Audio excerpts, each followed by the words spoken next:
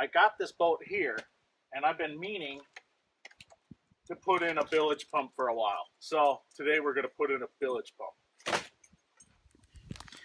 The pump that I'm using is a 500 gallon per hour, which is appropriately sized for a smaller boat like this. And then, and it's an Atwood pump, got it from my local Fleet Farm. You can see that I paid a whopping 19 bucks for it. And then also from the same store, my local Fleet store, I got a bilge pump installation kit. Now, it has a switch, some wire, hose, and then, importantly, it's got the through hole here, which I'll need for the discharge portion of the bilge. So it's a nice little kit.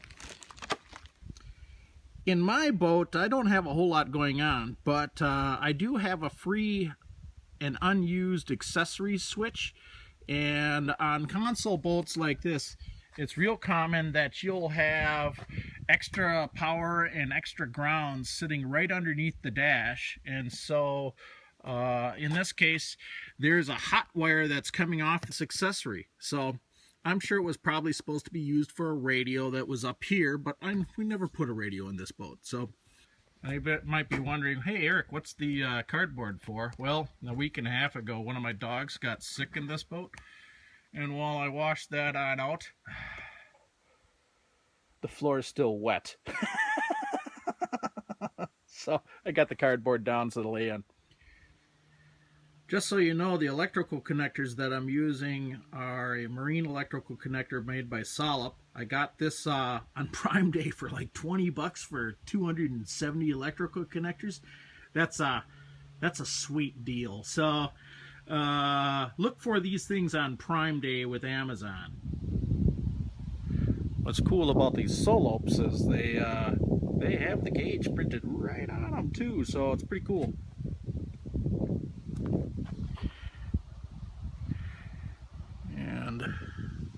Get this thing armed first. I'm kind of looking through the camera, so it's a little hard to see what I'm doing. So if I look like I'm an idiot, well, it's because I can't see what I'm doing. Alright, slide it in, crimp it on down. Now once I get the other wires in there, I'm going to take a heat gun and shrink this down. That's what makes these marine connectors, is that they've got some silicone in there that helps seal the wires, and when you heat them, this will shrink tube right down. Okay, come on in. Make sure I'm going black to black, and I am. Crimp it on down. Any of the stuff that you can do outside of the boat, it's pretty awesome. You want to do it outside the boat. This will be fused, but I'm going to put the fuse underneath the console. My thoughts are that maybe it'll be slightly easier to get at. I don't know, maybe not, but I will fuse the hot side, and in this case the hot side is going to be the brown side. For the life of me, I don't know why Atwood has black and brown. I guess they must have gotten a really good deal on some brown and black wire.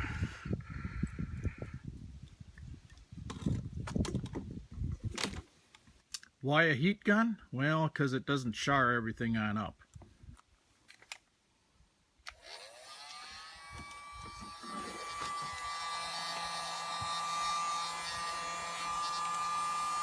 Of course, being a heat gun, it's hot, so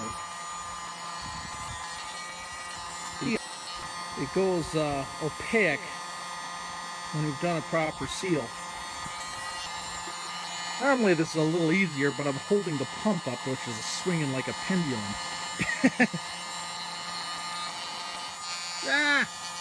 No charring, and then what do I do? Char. And again, I'm looking through the darn camera. I can't see what I'm doing.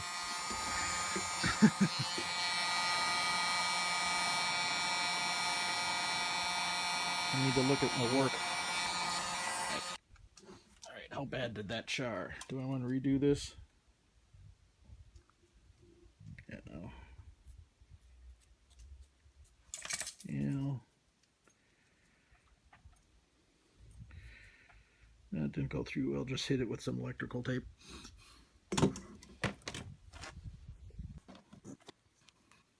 We wish I had a small old roll rather than a big new roll for this, but oh well.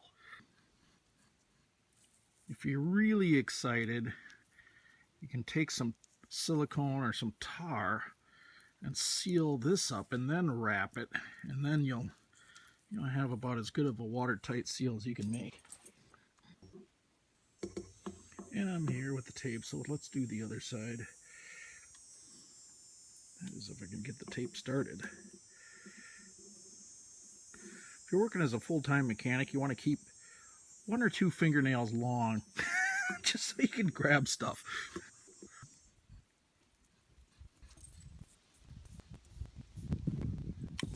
This part on a boat is called the splash well. And these are the splash well drains, okay? And when I throttle back hard, water comes pouring back up into the splash well, right? And so I'm entertaining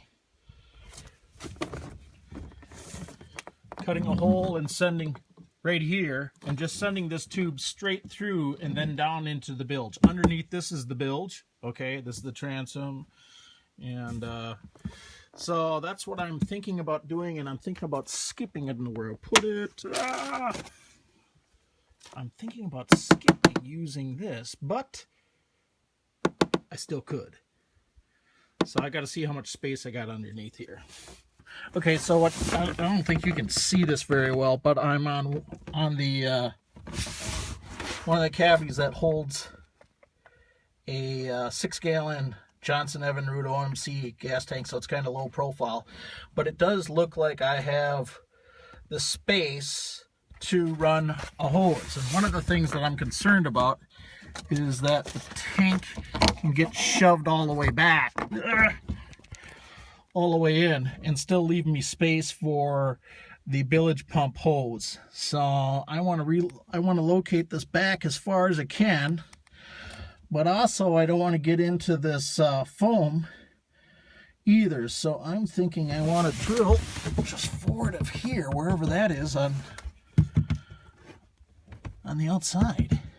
So I guess it's about 4 fingers forward of where my rope tow mount is. 4 fingers. I don't know if you can see that. There it is. So one thing to be sure of is measure twice, because holes are like diamonds. They're forever. This is a door lock mortise, so I'm going to end up having to either round file or half moon file it out a little bit just to make it fit, but this is fiberglass, shouldn't be that big of a deal.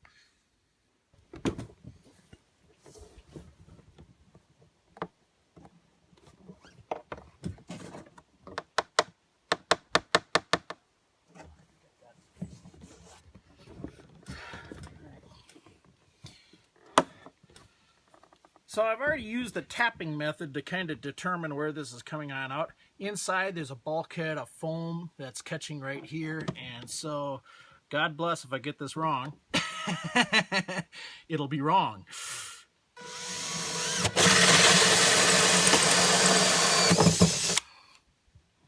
Ooh, smells like burning fiberglass. I hate that smell. Okay. How too small is it? Well, okay, so, you know, a mortise for a house doorknob is the perfect size. That's awesome.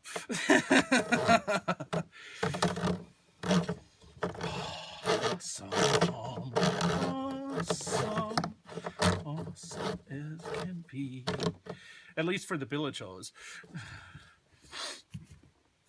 Oh, do I want to lay it down a little bit? I don't know. I probably should goop the inside of this hole just a little bit with some marine sealing compound, which I have. The marine sealing compound I'll be using is the clear Sudbury stuff. You can use anything, but just make sure you seal this thing on up. Okay, so I don't know if you can even see this, but this guy's going to have to kind of sit down there on the side. I don't have a good place to bolt it down to anything. And so it's just going to have to live there like this. Fair enough.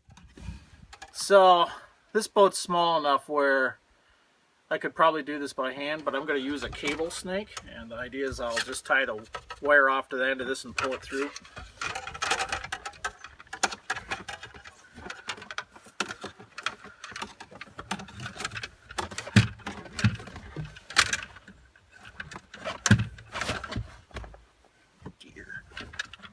The cable snake's getting snagged on stuff. That should be good. Okay, so if all goes according to plan, carefully pull the tape out.